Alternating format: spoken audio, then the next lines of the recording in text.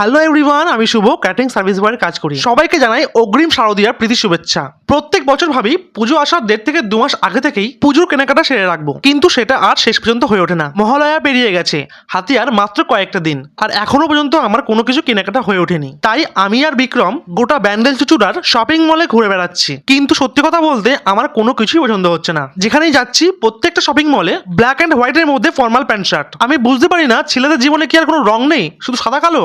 শেষ পর্যন্ত কি এই সাদা কালো ড্রেস পরে ঠাকুর দেখতে হবে? বাঙালির দুর্গোৎসব বছরে একবারই আসে, আর সেই সময় যদি একটু কালারফুল জিনিস না পরি তাহলে কেমন লাগে বলুন তো? বিভিন্ন শপিং মলে ঢু মারতে মারতে বেশ খিদেও পেয়েছিল, তাই আগে পেট পুজো পরে কেনাকাটা। আমরা নিয়েছিলাম 2টো এগ রোল। আরে ভাই, এটা তো সবে শুরু। দুর্গাপুজোয় ঠাকুর দেখতে বেরিয়ে আমাদের ঠাকুর দেখা কম হয় আর খাওয়া দাওয়া বেশি হয়। এবারে দুর্গাপুজোয় কার কটা ড্রেস হয়েছে কমেন্ট করে কিন্তু অবশ্যই বলো। আমার এখনো পর্যন্ত একটাও হয়নি, দেখা যাক মা দুর্গার আশীর্বাদে একটা কেন 10টাও হতে পারে। আচ্ছা, আমার ভিডিও তোমরা কে কোথা থেকে দেখছো প্লিজ একটু কমেন্ট করে বলো, তাহলে আমি বুঝবো আমার ভালোবাসার মানুষগুলো কোথায় থাকে। Watching for more.